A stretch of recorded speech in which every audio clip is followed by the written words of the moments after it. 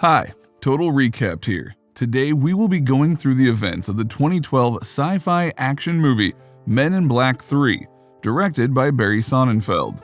Now warning, this video contains spoilers, so watch at your own risk. Now let's get right into the movie. The story starts on LunarMax, an MIB jail on the moon. A lovely lady enters the prison with a visitor's tag and a cake in her hand. She has come to see a one-armed criminal known as Boris the Animal, a Boglodite. She serves an alien-like creature kept inside the cake to Boris after passing through strict security. The pointed alien creature attacks the guards and breaks all of Boris's metal shackles. After this, the monster enters Boris's hand and he exclaims that the creature completes him. Boris the Animal pulls off a prison break. He exits the jail and, using a special pistol, bursts a hole in the prison's wall, vacuuming out all of the armed security officers, as well as the lady who had previously visited as a guest. Boris declares his desire to rewrite history as soon as he steps out, with Agent K, the man who caught and imprisoned him, playing a key role in his scheme.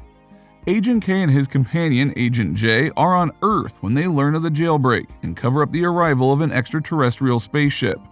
The couple arrives at a Chinese restaurant that is a local hotspot for aliens thanks to intel from Agent O, Agent J's senior. While eating at the restaurant, Agent K notices something unusual. Later, they are attacked by the aliens who have taken up residence in the restaurant. The pair uses the special pistol to take out the aliens one by one. During their fight, Agent K notices Boris and runs to the rooftop to locate him. Boris's missing arm is mocked by Agent K and the two fight, with J joining in. They use the door as a shield against Boris's razor-sharp shots. Boris tells K that he has already died as the team of Agent K and Agent J fall from the rooftop. Agent K is enraged that the alien he was supposed to kill is on the loose again. He considers it his own business and prevents J from assisting him, suspending him when he ignores his instructions. Agent J comes to the agency perplexed and inquires about Boris. He gets to know that Boris first appeared in 1969 to block the deployment of K's ArcNet shield, a technology designed to safeguard the globe from damage. However, it killed off the Boglodites, as they can only survive by feeding off planets. He also killed an alien named Roman the Fabulous on July 15, 1969, and was apprehended the next day by Agent K. When he begs for further information on the Boris event, the computer refuses to give him any. Agent O cuts him off at this moment and urges him not to look into it any further. That night, when K waits for Boris with an advanced gun in his hand, he mysteriously vanishes. On his way to work the next morning, J feels a little bit uneasy. When he goes to K's flat, he discovers that there is another family living there. He also learns that he has a new companion in the form of Agent AA, who has been let free. Agent J inquires about K and addresses him by name at the office, only to learn from Agent O that K has been gone for 40 years, having been killed by Boris the Animal on July 16, 1969. Agent O then observes he has headaches and a strong need for chocolate milk, which she explains are signs of a time fracture, the crime of interfering with history which Obadiah Price was imprisoned for. Suddenly, a Boglodite invasion occurs, and Jay discovers that there is nothing he can do to keep them at bay because there was no K to deploy the ArcNet. He theorizes that Boris traveled back in time to 1969 to assassinate K, thereby altering history, and he intends to pursue him. He goes to Jeffrey Price, who gave Boris a time jump gadget, and asks him for another. Jay inquires as to why he only recalls Agent K, to which Jeffrey responds that it is because he was present for the entire incident in 1969. To be one day ahead of whatever happens between Agent K and Boris, Jay sets the gadget for July 15, 1969.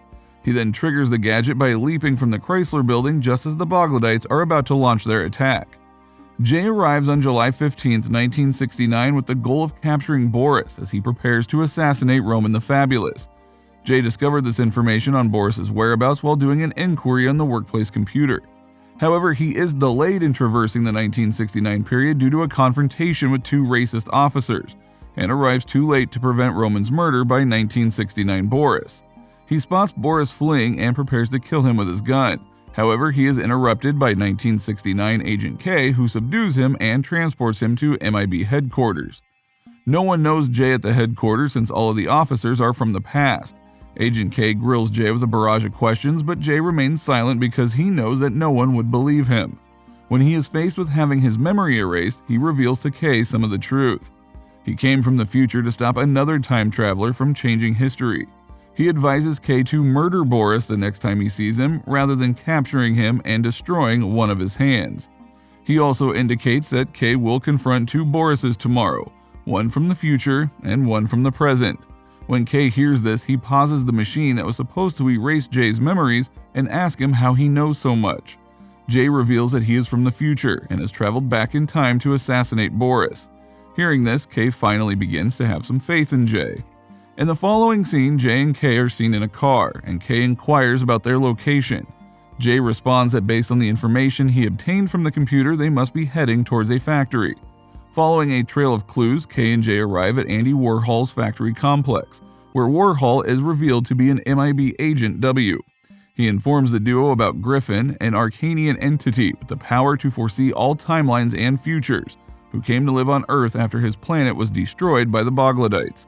He also carried with him a technology that will prevent the Boglodites from destroying the Earth. He also warns the two that Boris will come to the location shortly, and that if they can locate him the next time, he will give them the gadget. 1969 Boris comes to the factory in search of Griffin, who flees with Boris hot on his track. Meanwhile, Jay is unable to stop them because his sophisticated gun has already been taken away by Agent K. Griffin is finally tracked down by Jay and K at Shea Stadium, where he is predicting the Mets' future win. Griffin informs them about the ArcNet gadget, which, if correctly placed outside the planet, has the potential to protect it. He claims that the Boglodites have already taken over his planet and that he does not want them to take over Earth. Griffin then rests his hand on Jay and K's shoulders, and the three of them begin to enjoy the future match. Meanwhile, Boris from 1969 returns and kidnaps Griffin, but Jay and K are able to save him, despite Boris escaping with the ArcNet. When Boris arrives at his location and attempts to activate the ArcNet, he discovers that the gadget is a forgery. At the same moment, another Boris from 2012 arrives and claims that if he hadn't been his past, he would have murdered him. 2012 Boris advises 1969 Boris to assassinate Agent K at any cost. However, the old Boris warns the young one that if he doesn't follow his commands, he'll have one of his hands chopped off by Agent K and spend the next 40 years in an advanced jail on the moon. In the following scene, Griffin hands the agents the ArcNet and explains that it can only operate in zero gravity, and that it will form a protective barrier around the planet that will shield it from the Boglodites. Griffin glances towards the moon when K asks him how to get it installed. On the 16th of July, 1969, the day the Apollo 11 ship launched, K has the notion to go to Cape Canaveral and connect it to the spacecraft. He is set in his way, so Jay tells him he'll die soon, much to K's surprise. Griffin reveals to Jay that in order for history to repeat itself, K must install the ArcNet. He also adds that death will happen at any time. Jay wonders whether there's any possibility that K will survive, to which Griffin says yes. When K, Jay, and Griffin arrive at Cape Canaveral, they are confronted by Colonel James, the facility's security guard. The three, according to James, are there to cause problems during Apollo 11's launch. Griffin urges them to speak the truth in order to succeed, which they do, but still get arrested. However, when Griffin shows him the future by laying his hand on his shoulders, he changes his mind and supports Jay and K in reaching the shuttle. At this moment, Griffin departs, telling Jay that when K blasts Boris's arm off, the chronology will be reset and he will be able to return home. Following that, K and Jay are led to a rocket via a secret tunnel by Colonel James. Jay inquires about Griffin's previous display, to which James responds that Griffin demonstrated the relevance of their job. He then exits the lift and takes a step back. Suddenly, Boris from 2012 attacks them before they reach the top of the lift to install the ArcNet. Agent J begins battling him, allowing Agent K to approach the rocket's cabin, where ArcNet is to be installed. Meanwhile, Agent K is being pursued by Boris from 1969, who is holding both of his hands. The ArcNet slips from K's grip during the strike. He then begins firing a little at Boris until he manages to hide. However, the elderly Boris, who is observing the entire situation from afar, tries to strike K with his weapon. Jay notices this and refers to Boris as Boris the Animal. Boris despises being referred to as an animal and responds that he is just Boris. He then constantly attacks Jay with his sharp weapons. Jay takes Boris and leaps off the tower in the midst of the onslaught. Using the gadget that Price had given him earlier, he changes the time to a few seconds before Boris's attack on him during their fall. Suddenly, both old Boris and Jay reach the same place they fought earlier, and Jay again calls him Boris the Animal. Boris attacks with his weapon, but this time Jay is well aware of the weapon's course and deftly avoids it. He then reaches out and pushes Boris down from the tower. Meanwhile, with ArcNet in his grasp, young Boris emerges in front of Kay. Kay manages to attach the ArcNet to the shuttle as it launches by blowing off 1969 Boris's arm and freeing the ArcNet from him.